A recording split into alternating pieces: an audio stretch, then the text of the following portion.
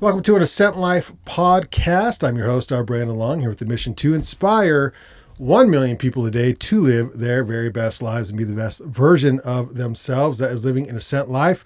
You can subscribe to me over on YouTube at Ascent Life Now. I'm currently reading this book. This is 10X is Easier Than 2X by Dan Sullivan. Great book. And first of all, 10X isn't quantitative. It is qualitative. So very important. 10X isn't a math equation. It is like if you do, it's not like if you do 10X of the same thing, I'll get 10X results. It's focusing on the 20% that will propel you to live a 10X life. And so there is a chapter in chapter 3, which is like the longest named chapter ever. 10X embraces abundance and rejects scarcity. Get exactly what you want, experience radical freedom, and realize your unique ability. That is the long title. But it's the unique ability part that I want to touch on before we jump into our guest for this episode. So Dan Sullivan, the author, says, your unique ability is how you create value and wealth that is unique and specialized. It's your radically unique way of doing what you do so that no one else can compete with you, even if they wanted to. Your unique ability is also your unique vision and purpose, your why for what you're doing. He continues and says, committing to your unique ability is the hardest and most intense thing you'll ever do because you have to be honest with who you are. And the more you commit to your unique ability, which is the 20% of your chosen 10X jump, the more you and your life will transform. And then finally, he goes as far as saying this is essentially your life's work. So your life's objective is to develop mastery in and fully express your unique ability. There's nothing more important to master. There's nothing more important to dedicate yourself to. It's your work, your life's work, and if you don't do it, no one else will. So that is the wisdom from the pages for this episode of Ascent Life. I'd like to welcome in our guest today, the Executive Director of Utah Safety Council, a friend, a client, and a former small business owner, John Wojciechowski. Welcome to the podcast, John. Appreciate it, man. Oh, happy to be here. It's always an honor to be in the van. Oh, it's not the van. It's the trailer now. Trailer now. The trailer. Funny you should say that. How's the van doing? The van is doing, thanks for asking. The van runs. So, yeah. This is a 1987 Dodge, and she's running. She's got over 100,000 miles, put a new fuel injection system in her about 3 years ago, and she runs, which is good. And she's still the home for van sessions every month here at the Monarch Building, which is one of the podcasts we produce here at the Bandy Collective, where we feature musicians across northern Utah from Logan to Salt Lake. And that has been huge, which is fun. Yeah. And you've spent a lot of time in the van as a van life podcaster with us back in the day. Yeah, it was, I look back at it fondly. You and Todd and the van have been through a lot, and like where you're at now and how this whole production has evolved, it's quite impressive, and I'm proud of you, our Brandon Long. Thank you. I appreciate that. And you probably know this because you're a small business owner. Sometimes it's lonely. You know, it's lonely at the top. People don't appreciate like what you have to do to go through, Sure. I have a lot of nights where I'm like, I don't know what I'm doing, or I don't know if this is going to work, or I need to get a job, something like that. So I think we all go through that. I'm sure you went, like, how many times were you thinking I need to sell my business, or I don't know what I'm doing? Oh, every day. Chris and I would joke, my lovely bride, Kristen, would always joke that every day we just kind of make it up as we go along. And hopefully, the train didn't derail. But yeah, it was tough. It's tough. So anybody that goes into, business for themselves, certainly give them a hand. It's not like you can just start a business and decide, oh, this isn't for me, and resign. It's like you're in it and you're in it. There's no eject button. There's no easy eject button. So I think, and I think I've had to, it was a couple months ago, I was offered a job, a retail job, and I was kind of attracted by the fact that somebody wanted me to work for him, right?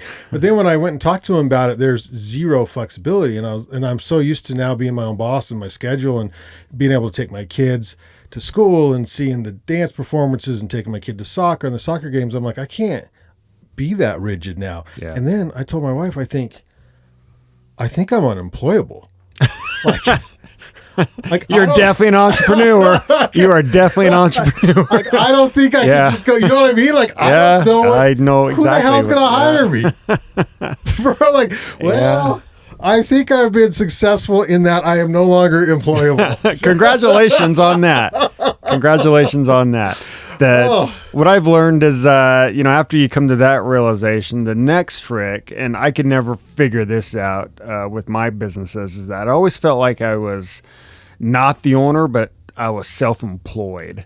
And so the trick is just to make that jump from working the business and being self-employed to actually owning it and, letting it live and breathe and become its own thing. So. Definitely trapped in that right now. Yeah, because I do a lot of the work that would be nice to hand off to have other people do. So this is a self-improvement, self-development podcast. And that's where, we try to help people do that. And basically, I talk about what I learn each week, and then we interview people to try to glean like some wisdom and or experiences that you've been through.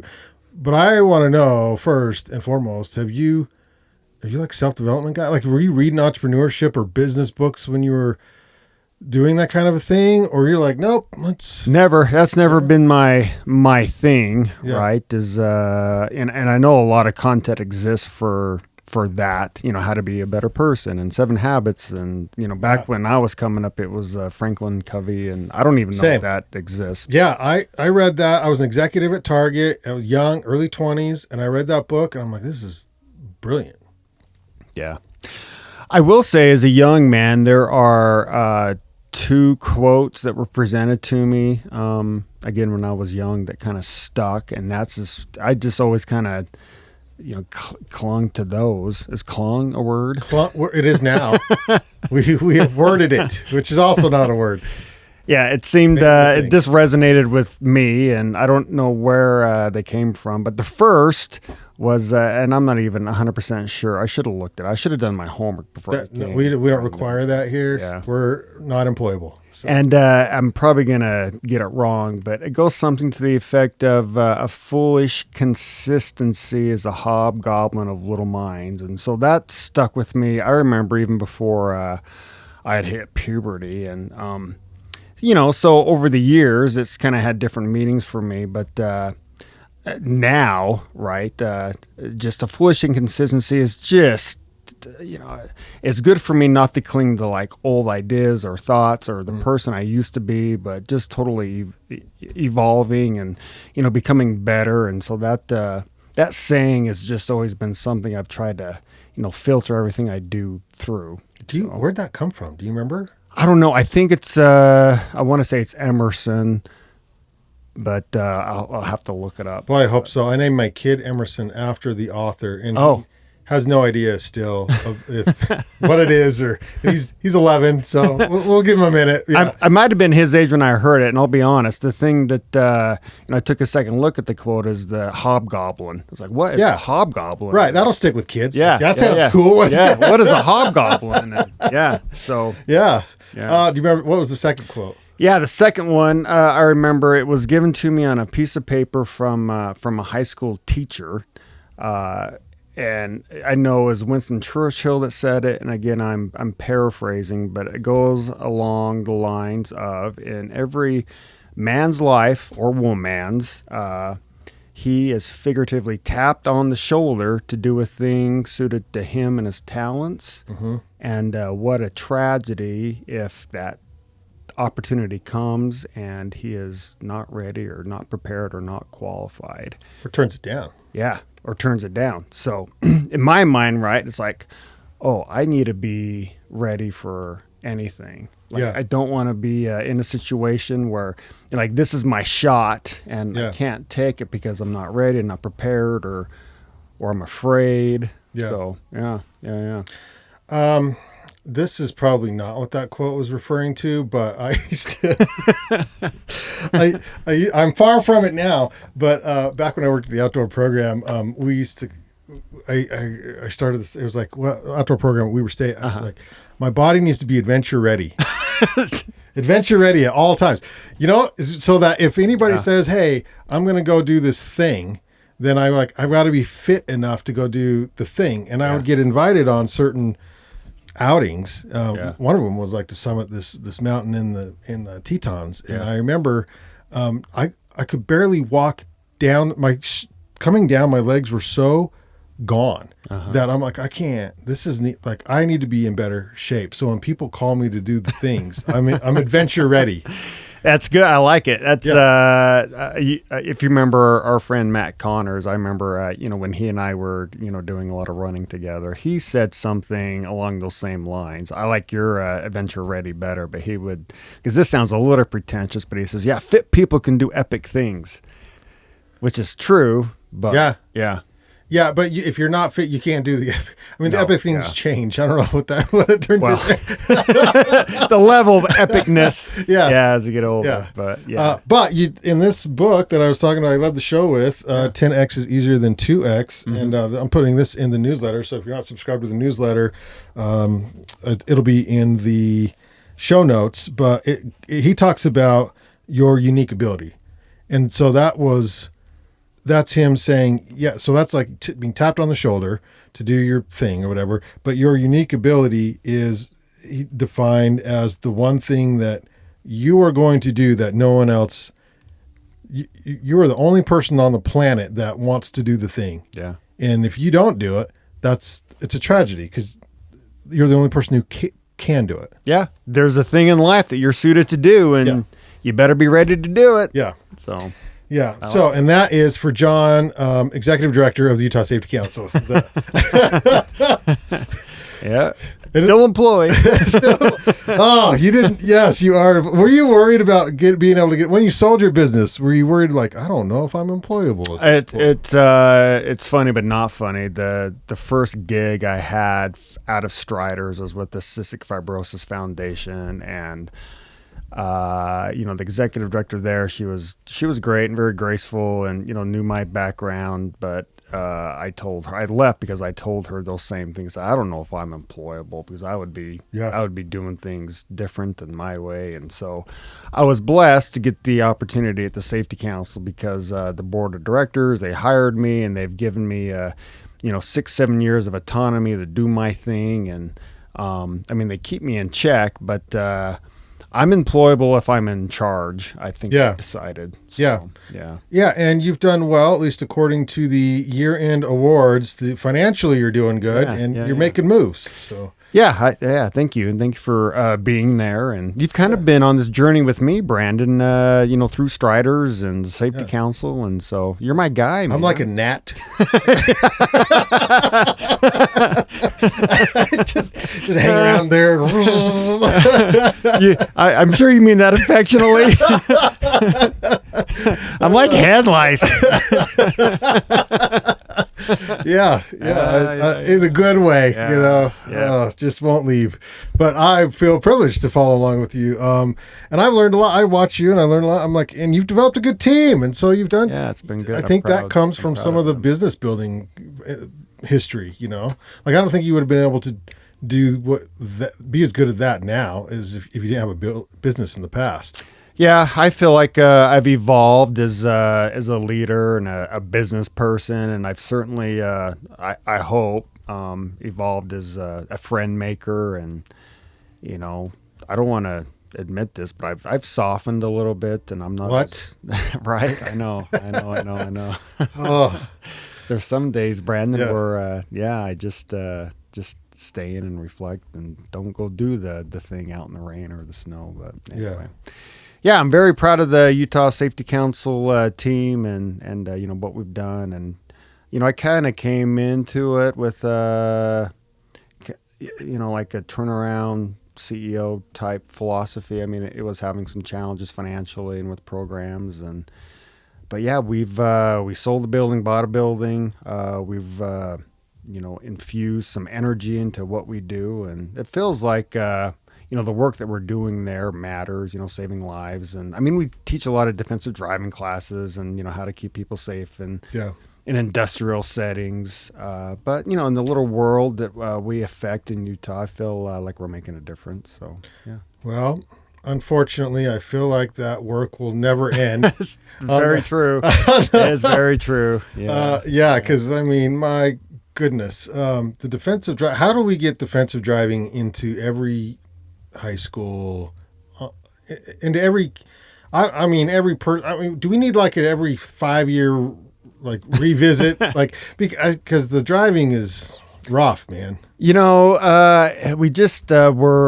participated the Safety Council and the University of Utah and Weber State's combined Utah Conference on Safety and Industrial Hygiene, and our traffic manager, Yvette Stephanie, who you know, she assembled a very diverse and awesome panel from the Department of Public Safety, and she had people from EMS there and a person from Zero Fatalities. She had a manager from the Church of Jesus Christ of Latter-day Saints that manages the fleet with the church. And the thing they all talked about technology-wise are these cameras, these informatics that they're putting in vehicles. Mm-hmm.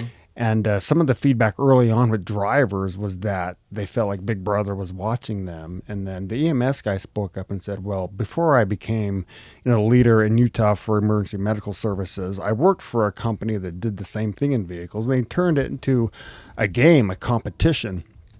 So, it would, there's a camera and it would score your driving, and people wanted to get incentives for driving well. And so my idea, during this panel is we should do that statewide in Utah. Yeah. Because I have this thing with my wife that I am a better driver. And we are going down a hole now. I don't know if you want to finish this. I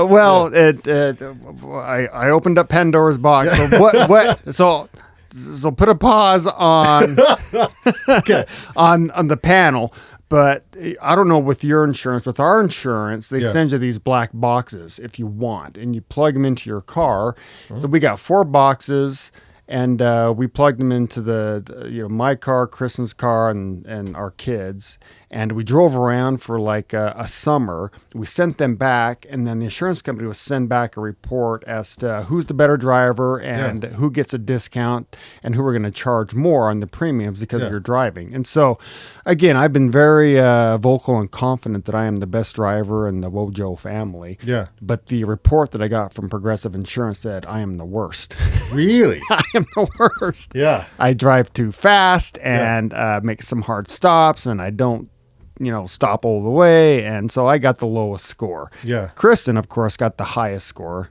So I want a rematch. And so this is what I told the traffic panel is, we should put these things voluntarily, all of Utah, do like some sort of state incentive program where, these devices are put in cars and, make it like a state or a county competition. You get badges for good driving, and, that might help, I think, with, some of the offensive driving or road rage things that we're seeing on the road and speeding and all those things where hey, I want to like win this competition and send us from the state, and I want to participate in this thing just so I can have a rematch with Kristen, and then just be true to my claim that I'm the best driver in Utah, because there are times where I feel like I'm the only safe and good driver on the road. Positive feedback is helpful. However, I responded well to negative feedback when I got tickets for speeding when I was young. And I'm like, this is expensive. And I don't want to pay this anymore. And so I guess I'll just stop speeding, And so that's, it works.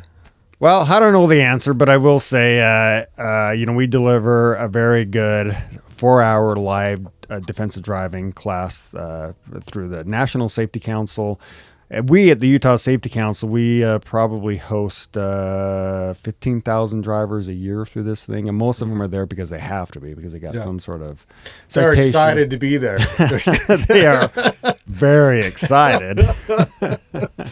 Okay. So, well, that's that is important thing. It is important work, however. And I was going to ask you what you liked about the work now that you do that helps keep so many people safe. Because on the surface, you're like, oh, sounds kind of boring. But deeper, you're like, that is really important work. I mean, to me and the council, it has meaning, right? And it's always been important to me to, show up to something where I'm doing work that matters and, making a difference. And so I'm proud of it. But that's the trick is we, the Safety Council, is a membership-based organization, and making safety sexy is difficult. But we do it. We've got some. Are you talking like a calendar sexy, or you talk like? Well, I mean, it's hard to get people that care about safety, and I know that you've kind of ascribed to this a little bit, where when you're getting adventure ready, your body adventure ready, sometimes safety is like safety third, safety fourth, or safety last. Yeah, safety schmafety. So. Yeah. But it matters, to your family that you go do your gig every day and come home safe and sound and not injured, and so we help educate people on how not to die at mine sites or manufacturing sites, or destroy property with a forklift, or hurt somebody in a vehicle accident. And I'm very proud of the amount of people we train in first aid, AED, and CPR. Automatic external defibrillators is the acronym for AED. And I think I can share this story, but recently, like days ago at Syracuse High School, they were having football practice, and a kid went down. No pulse. He was, having sudden cardiac arrest episode. So 5 coaches started CPR, chest compressions and breaths. A coach ran into the school, got the AED, got it out there, and they administered like 5 shocks and revived the kid, and he's living now because of them and the training they had. And so we recognize those types of events annually at the Safety Council, and usually it's one. This year, if you remember, we awarded 5. And everything from saving a motorcycle from dying on the freeway to a CEO of a company that had saved a child from had drowned and revived her at Lake Powell. I'm trying to remember all of them. Another one, a city worker in Sandy came upon a burning house. Oh, that's right. That's a good story. He went in and rescued an elderly couple out of there. So I mean, these things resonate with me, and things that I'll never forget. And just recognizing them and their efforts. And none of these lifesavers had any sort of duty to act, right? I mean, they're just civilians that maybe went through some training, or just felt inclined to go save a life. And so being a part of that means a lot. So I was. Again, back at the outdoor program, I went back to school in I think it was when I turned 30, so older, and went through that wilderness training, recreation training, where it's like wilderness first aid. Yeah. And I'm like, okay, I'm this age now, and I've never had this at any job, anywhere.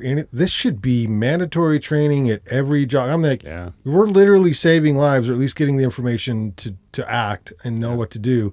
How come everyone doesn't know how to do this? Like, that's what I was thinking, Yeah. No, I hear you. And we, it's funny, we have a contract with the state juvenile justice system. So the kitty jails is how we affectionately call it. But we'll send our instructors, trainers into these various prisons, and we'll train the kids on wilderness first aid and defensive driving and mining. But the wilderness first aid specifically is very popular with those kids. And it's good. So anyway, they're trained. So yeah. You know what? Okay, so the lesson there is to go to a juvenile detention if you want. We'll get you a cert and everything. But oh, that's funny. Yeah. That program, by the way, and I'll plug this because this has been a unique thing, and I think it's appropriate with the Holy War coming up with the BYU-Utah football game. Is that this weekend? It's this weekend. Yeah, it's either, I think it's Saturday. Yeah, in Provo at BYU. But so BYU, the University of Utah, Utah State, and Weber State, they all have a 4-year degree in occupational safety and health. And they've formed this group called Pathways, and they've hired a whole organization around Pathways, these 4 colleges, and they send their group to, high schools and, these fairs and recruiting trips across the country, just trying to get, young students to study health and safety, occupational health and safety at one of these 4 schools. It's not just pick a school, any school. They've all got great programs, but it's really cool because I'm in these meetings with representatives from BYU and Utah, and outside of football they love each other. What? Yeah, so disappointing. Yeah. Really good. And Weber State and Utah State, it's really cool to be a part of it. So no, that's great. Yeah. And for the record, graduates in any 4 of these schools, I mean, their salaries out of university is like $110,000. Yeah. So it's it's good. It's a good profession to pursue. So, yeah, because you save money in the workplace if you can keep people safe. Absolutely, yeah, and it's a thing. I don't know if you know, but it's a thing for employers to not have their employees die on the work site. That's the idea. Yeah. Never going to be successful if you can't, keep them, alive through a shift. You don't get 5 stars. I think. No, the Google rating drops quickly. Right. Yeah. Okay. Well, all right. This is a serious question now, John. And I ask everyone these same 3 questions. So, what is your definite major purpose? Now, that's a Napoleon Hill verbiage, I guess. He says what you have to find your definite major purpose. But Lewis Howes, also a personal development instructor, he calls it your meaningful mission. Yeah. And then author Robert Greene, in his famous book Mastery, refers to it as life's task. And then again, similar in this book that I'm reading now. By the way, I don't get any money. I'm just plugging the book here. Although they should give you money. They should, but I think I will. I can include a link that if you buy it through the newsletter, I'll get a kickback on that through Amazon. Yeah. But they haven't paid me to say anything nice about their book for sure. And Dan Sullivan calls it your unique ability. But what is your purpose? Wow, that's deep. I'll say that.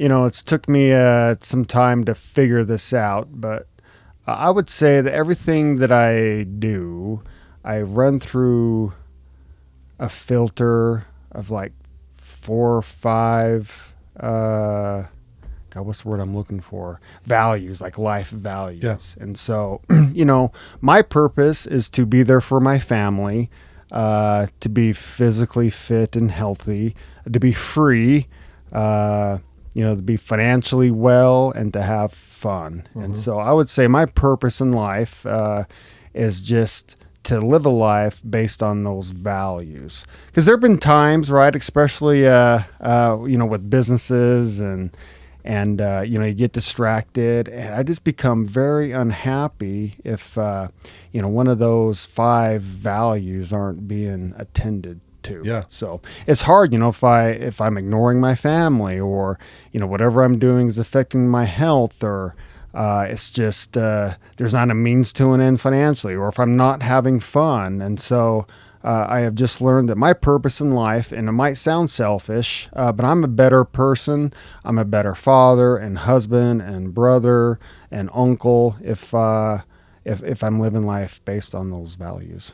How many times has a family member, wife said, Dad, husband, you need to get you're out of line. Well, I'm very blessed. What can we do to help? Yes, I am very fortunate and blessed to have the family, especially the wife that I have, because she's not afraid of those hard conversations with John. She's the first one to point out that, if I am not, she knows when I'm unhappy before I know I'm unhappy. I think they do. Yeah, they know. Yeah. And their little spider senses or whatever go off, and they're like, "You haven't been you lately." You know? Yes. Even my kids, they, we're a close family, and I think, we all kind of, know we all have that same spidey sense with each other, right? And so, we call each other out when it's necessary, and it's been a good, healthy thing. So, yeah. Well, I think that answers your the other question I had, which is how do you define success? And so I guess that would be like if you feel like you're hitting all 5 of those. Yeah, if I'm hitting all 5, and again, I'm showing up when I need to show up for my family and for me. Yeah, I mean that's really. Success is defined different for everybody, right? But yeah, if I'm not free, or if I'm having a health crisis, or my family's mad at me, or I'm just having a miserable time, and I'm broke, then that sucks, man. Never a good time. Yeah. So, well, you said free a couple times, and what do you mean? What do you mean by that? What's your definition of that? Well, a lot of things. First, I would say that just the things that make me happy. Like every day, I have goals, right? Like I got to get 90 minutes of movement, and I need to have some sort of small connection. Bro, save some movement for the rest of us. 90 minutes. Oh geez. Man, yeah, it's I don't get my dopamine from my phone like some people do. Yeah. Yeah, I remember having this conversation with your sister about, why, I spend so much time running or riding or something. I just, I enjoy the dopamine hit. I enjoy listening to music, and it just, makes me feel better about the world when I can just, move. And yeah. So that's probably where you may have fallen in the past, because I know you had 2 new knees, right? So when that stuff goes down, that might mess with everything else, because physically, not being able to do what you have to do. Yeah. I mean, I'm not a world-class athlete, but anymore. There was a time. There was yeah. I'm not even like the best athlete in my household. But I've with the surgeries, I've learned that maybe I was a little reckless when I was younger. I am fortunate, and any advice. I mean, you have somebody that wants to be super competitive. I mean, sometimes you're just gonna have to. I recently listened to an interview with Arnold Schwarzenegger, and he talked about, they're asking about his joints and any regrets, and he goes, "Man, I was the best in the world." And sometimes to be the best in the world, you're just going to have to sacrifice. And he talked about ski races, for example. Like they can go maybe 86 miles an hour and be safer, but they're not even in a place anywhere on the radar. But you got to be going like 90 plus miles an hour, and if they crash and burn, there's a good chance that there's going to be some damage. And so, I don't regret anything I did in the past physically, but I've learned now that a lot of the training that I do is for longevity and mobility. And so, When you wake up in the morning, is it those 5 sort of values that drive you? I know you have a competitive nature. And so what drives you to be successful? I think I'm just wired that way a little bit. Polishness, maybe the Polishness, and a little bit of growing up, and I don't want to be the best, but I don't want to be the worst, and I just I'm proud of who I am and where I've came from and my family, and my kind of the saying growing up was, just don't do anything stupid and don't do anything to embarrass the family. And so, I grew up, did both. Yeah, absolutely. Yeah. It's funny, I've met people and uber competitive or, maybe more laid back. And I think a lot of it, that's just the way they're wired. And so I think, my wiring has maybe changed over the years. Where I'm not as competitive, but I tell you, if I get into something, I might tell myself now that, hey, you're not going to win it, but I still. but crazy, maybe the age division, or maybe if there's a division for like a mid-50s athlete with 2 new knees and a full-time job, maybe I can win that division. Yeah. Which if they don't have, listen, race directors, that's a thing. Like, let's make that a thing. Yeah. But before like an event, I still get nervous. Like, oh my gosh, I could win this thing. And then you get into it. And anyway, the experience. And then your brother beat you. And, well, it's been a minute since my brother's beat me, but he's gotten the better of me. Both old brothers have gotten the better of me. At some point? At some point. So, yeah. But if there is a tally, not that I'm keeping tally, I think I'm ahead by a couple points. So, hey, there's my lovely bride. Speaking of, yeah, she makes her appearance. Yeah. So then, what's your fear then? If that's what drives you, is there anything that drives you because it is something that you are afraid of? Oh, well, I'm afraid all the time. And anybody that says they're not afraid all the time, or the fear of failure, or the fear of whatever, they're lying. I think the trick with fear is how you armor it, right? And you see this all the time where somebody's afraid, and so they might become overly aggressive or anxious or whatever. But I know this might be a little trendy, but I think you really need to make yourself vulnerable, right? Yeah. And, just take the armor off, take the masks off when you're afraid, and just do it anyway. And, maybe, put yourself in a position where, hey, I'm afraid, but I'm still going to, do the speaking gig, or I'm still going to, show up even though I don't know what I'm doing, or I don't know what the outcome will be, or something I'm not an expert in, but, I'm afraid, but, I'm not going to mask it with excuses or anxiety, or, I'm not going to belittle myself or somebody else just because I'm afraid. I'm just going to strip the armor off and just go for it. So. Those words you hear like your whole life, and then you don't like really, someone puts it in a new perspective. You're like, oh my gosh, that's totally what it means. So I heard the word discouraged the other day, and they were like, yeah, it literally means you don't have the courage to do the thing, and therefore you feel discouraged because you did. Yeah. And I was like, oh man, yeah, that's totally. Didn't think about it that way, yeah. So it's. I thought that was interesting. All right. So how do you want to be remembered? Ooh, if I were to put it in like one sentence, I want to be the guy that, or be remembered as the guy that showed up. Yeah. So especially as, as a husband and a father, and as a friend, and family member. But I don't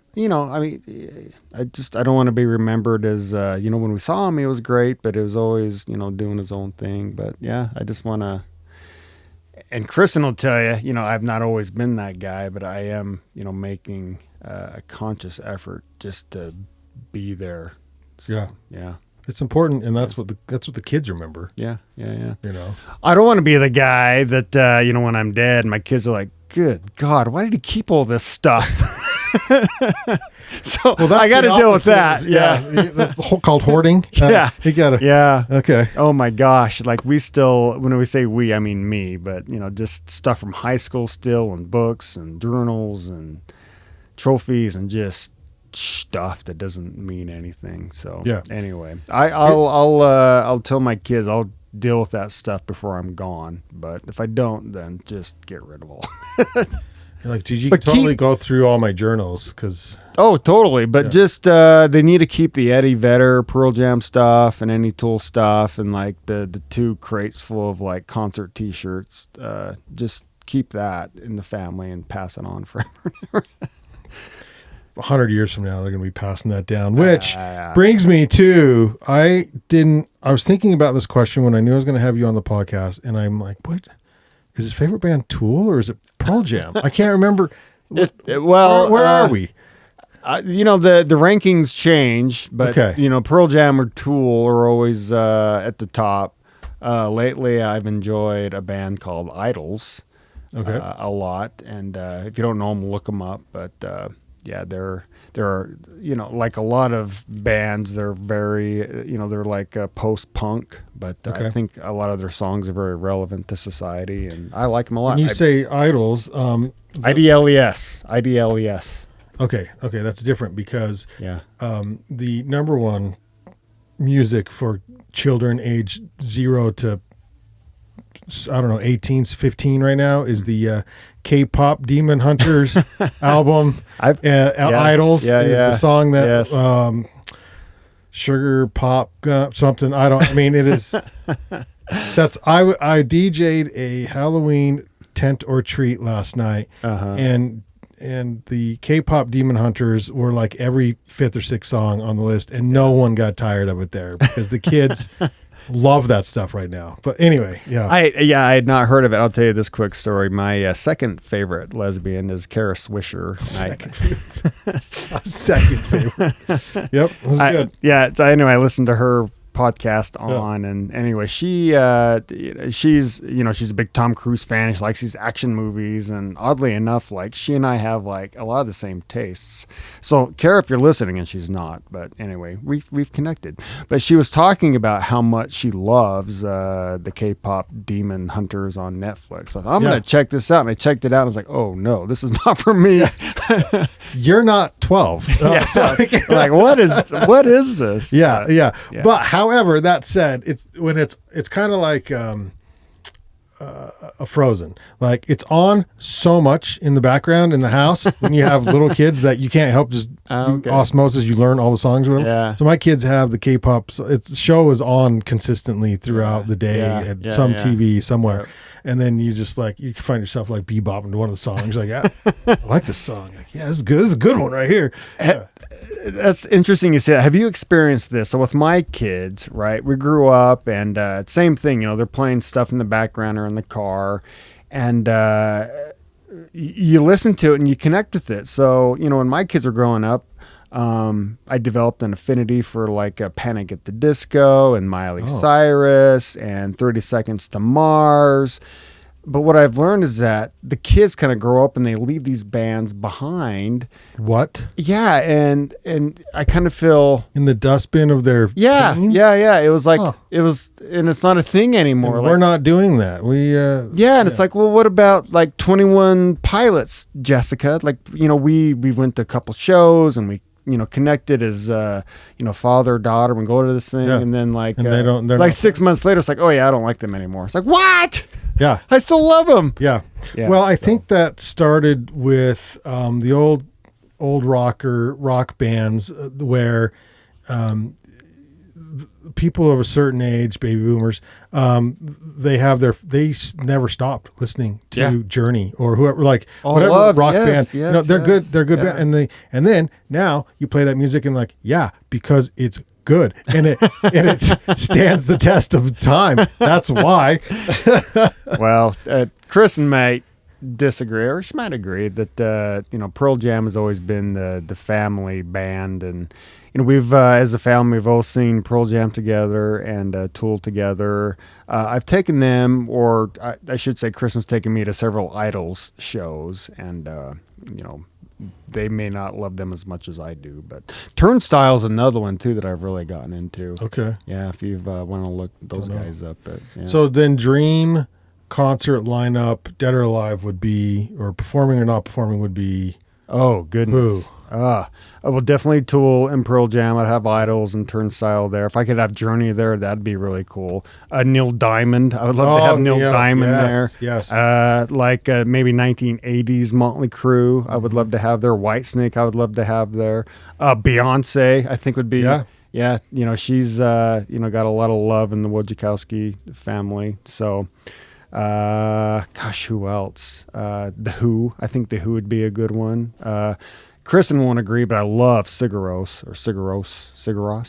Yeah. So, a couple bands that actually you and Todd introduced me to, Head and the Heart. Yeah. Yeah, you guys used to play those all the time before the Ogden Outdoor Adventure Show. Yeah, that was so like 5 years ago. You're like my kids. Oh yeah, we've moved on, but I'm still like listening to Head and the Heart. Yeah. So, anyway. No, I love music, and I love that my daughter now is a dancer because she gets introduced to a lot of music. However, that said, she's kind of into whatever the popular music is right now, which is interesting because our boy Bieber is making the comeback. Like he's doing good. He's doing good. Yeah. Good. All right. And I'm liking it. Like I'm listening to it. I'm like, I like this. I like this new album. Man. Yeah. It's good stuff. Tay I couldn't do. I listened to the new one. That's Taylor Swift. Yep. Okay, and I was like, missed the mark on this one. Yeah. But the poppy dance stuff she's really into, and I'm kind of listening to Tate McRae's her number one right now. Okay. And so this is for the kids, or this is actually for the 50-year-old and plus people who are just looking to know what the hell music the kids are listening to. Yeah. I don't know. You brought up Taylor Swift, and I don't really know any of your music, but Kristen was listening to her podcast with the Kelsey brothers. I guess one of them she's going to marry. Right? Yep, yeah, correct. But she is sharp. Like her whole experience with the music industry and how she overcame that. I mean, I was impressed. She is a billionaire for a reason. She is one of, if not the best marketing musician on the planet. Yeah. She's phenomenal at it. Yeah. She could. I would take a class from Taylor Swift if she wanted. Yeah, because there's hosting van sessions monthly. And it's one of the questions I ask all the artists, because you're like, this band's phenomenal, or this girl can freaking sing. This person's got a set of pipes or whatever. Mm-hmm. Their lyrics are amazing, but how do they make it? Like, I don't even know how do you break out? Well, she had a plan, Tay, and she had a marketing prowess that got her to where she's at. And because she can sing, but she's not a better singer than like a whole bunch of other people can sing just as good, if not better than her. Mm-hmm. And so it's like a positioning thing and a marketing thing, and she did a good job. Yeah, musicians are like magicians to me. I don't know how they do it, and I wish I had a talent for singing. I think I do, but I'm told I do not. Do you sing from the heart? Meaning,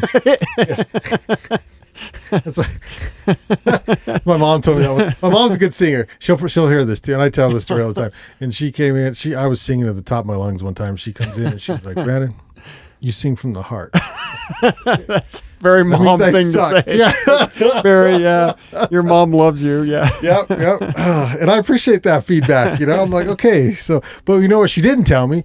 She didn't tell me that I had a good radio voice. No one told me that until we started podcasting, in our 30s. And I was like, this would have been nice to know before I went to college, and I maybe would have gone into like sports radio, because I love sports. I would have gone into sports radio or something. And then, but I MC events now, and they're like, "Oh yeah, great voice, like your voice." And I'm like, "God damn it! Why did somebody tell me this eons ago when I could have done something about it?" Yeah, it's interesting you say that, because you've always growing up, you've been told, follow your passions and do what you're passionate about. But I've heard a conflicting theories like, do what you love is a hobby, but do what you're good at to make money. And sometimes what you're good at is maybe not what you're passionate about. So, maybe the trick is to find a balance. But, I don't know where I read or heard that, but it was interesting, because really, it was in my 50s when I heard it. It's like, do what you love as a hobby, but, pursue what you're good at as a way of making money. I was passionate about football for a long time, and I would have never made...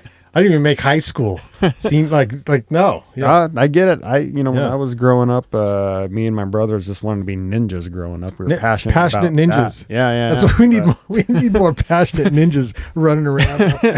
At some point, our grandpa was like, boys, you're going to have to do something to make money and, get a job. So yeah. Well, John, I appreciate your friendship. I appreciate, thanks for hiring the Bandy Collective as we're a client, so that's always nice. But thanks for coming on the show, giving us a little bit of your insight on how to live your best life. Anything else you want to add on to someone who is looking to be the best version of themselves? I would just say show up, be true to yourself, figure out your values, be loyal to your family, be loyal to your partner, and have fun, man, or woman. Yeah. yeah. Have fun, people. Yeah. And I like throwing in the be loyal to your partner. That's underrated. Apparently, hello. I'm going to get in trouble if you don't do that. Yeah. Thanks for tuning into this episode of the Ascent Life Podcast. If you made it this far in the program, please subscribe on YouTube at Ascent Life now. And for your daily dose of visual inspiration, you can follow Ascent Life on Instagram. And please subscribe to the weekly Ascent Life newsletter, where I share what I learn each week on how to live your best life. It is a self-development, self-improvement type newsletter. And the link to subscribe will be in the description below. So thanks for joining me on this journey. So I'll push towards a self-actualization through resilience and adaptability, creating a positive impact in the world using our unique ability to fulfill our purpose, our life's task, and become the best version of ourselves. We'll continue on our path together on the next Ascent Life. Cheers. Yay. Yay.